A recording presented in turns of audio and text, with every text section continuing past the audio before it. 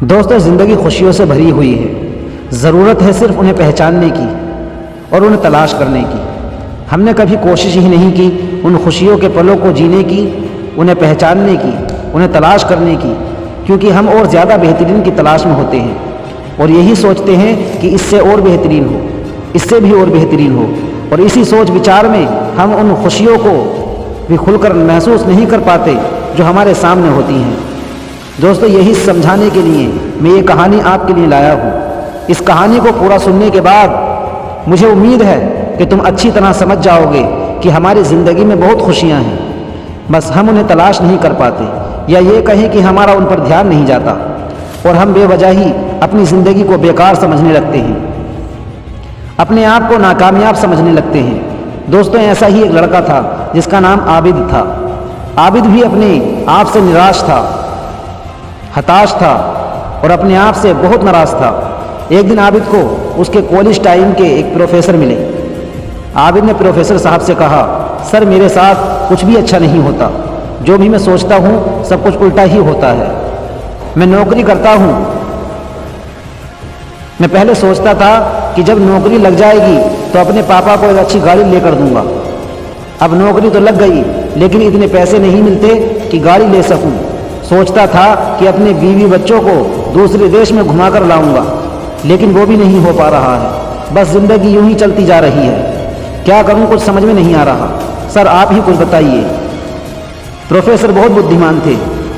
वो आबिद को एक फूलों के बगीचे में ले गए जहाँ बहुत ही सुंदर सुंदर फूल थे। वहाँ ले जाकर आबिद से कहा कि तुम्हें बगीचे के अंदर से किसी एक फूल को तोड़कर लाना है जो तुम्हें सबसे सुंदर लगता हो, लेकिन एक शर्त है, किसी भी फूल को तुम पीछे हटकर नहीं तोड़ोगे।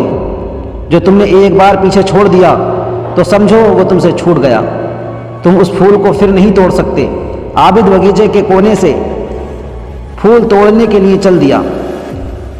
उसे बहुत सुंदर सुंदर फूल दिखाई दे रहे थे, लेकिन आबिद ये सोचकर आगे बढ़ता गया कि हो सकता है आगे इससे भी अच्छा फूल हो तो उसे तोड़कर लाऊंगा। आबिद आगे बढ़ता गया और आबिद ने अभी तक कोई फूल नहीं तोड़ा था। अब बगीचे में केवल कुछ ही फूल बचे थे जो बिल्कुल सूखे हुए थे। अब आबिद शर्त के मुताबिक पीछे छोड़े हुए फूलों में से भी नहीं तोड़ सकता था। आबिद के पास अब सिर्फ यही ऑप्शन था कि वो इन सूखे हुए फूलों में से ही किसी एक को तोड़कर ले जाए।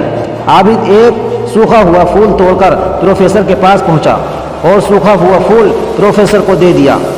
प्रोफेसर ने सूखा हुआ फूल देखा और कहा कि बगीचे में इतने सुंदर सुंदर फूल हैं और तुम एक सूखा हुआ फूल तोड़कर लाए हो। आबिद बोला कि सर जी, बगीचे में मुझे भी बहुत सुंदर सुंदर फूल दिखाई दिए थे, लेकिन और ज़्यादा सुंदर फूल की तलाश में वो सारे सुंदर फूल मुझसे पीछे छूट गए।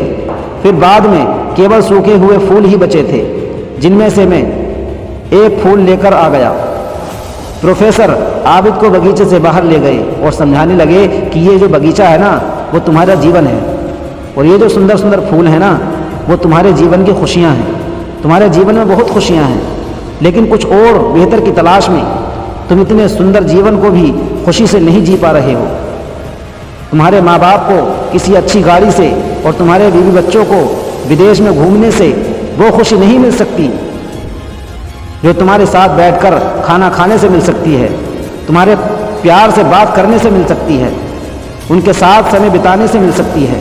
आबिद समझ गया और प्रोफेसर को थैंक यू कहा। दोस्तों, तुम्हारी खुशियाँ तुम्हारे परिवार में हैं। अपने परिवार के साथ समय बिताओ, उनकी देखभाल करो। आप अपने परिवार को इतनी खुशी किसी भी चीज़ से नहीं दे सकते जितनी खुशी अपना टाइम उनके साथ बिताकर दे सकते हो। इंसान हमेशा अच्छे के लिए सोचता है, ऐसा सोचना सही है, लेकिन और बेहतर की चाहत में हम अपने वर्तमान में छोटी छोटी खुशियों को भी खुलकर नहीं जी पाते। हम यही सोचते रहते हैं कि एक ऐसा दिन आएगा जब मेरे पास धन होगा, अच्छा मकान होगा, बड़ी गाड़ी होगी, और इसी सोच विचार में हम इस खुशहाल जीवन को भी खुलकर नहीं जी पाते हैं। और ऐसे ही सोचते सोचते हमारे सुंदर फूलों से भरे हुए जीवन में सिर्फ और सिर्फ सूखे फूल ही बचते हैं, जिनको हमें मजबूरी में जीना ही पड़ता है। इसलिए दोस्तों, अपने वर्तमान में छोटी छोटी खुशियों के पलों को बटोरते रहो और अपने आने वाले कल के लिए भी मेहनत करते रहो। दोस्तों वो सब भी तुम्हारे पास एक दिन ज़रूर होगा जो तुमने सोचा है। बस अपने परिवार को खुश रखो, अपने माँ बाप को खुश रखो। दोस्तों इतना याद रखो कि अगर हमारे माँ बाप हमसे खुश हैं तो पूरी दुनिया में हमसे बड़ा खुशनसीब और कोई नहीं। तो दोस्तों उम्मीद करता हूँ ये वीडियो आपको अच्छी लगी होगी। अगर अच्छी लगी हो तो वीडियो को लाइक ज़रूर कर देना, और लाइक करने के बाद ये वीडियो अपने सभी दोस्तों को शेयर भी कर देना, और नई नई मोटिवेशन वीडियो के लिए हमारे चैनल को सब्सक्राइब भी कर लेना, और बेल आइकन को भी दबा देना ताकि नई वीडियो की नोटिफिकेशन सबसे पहले आपको मिल सके।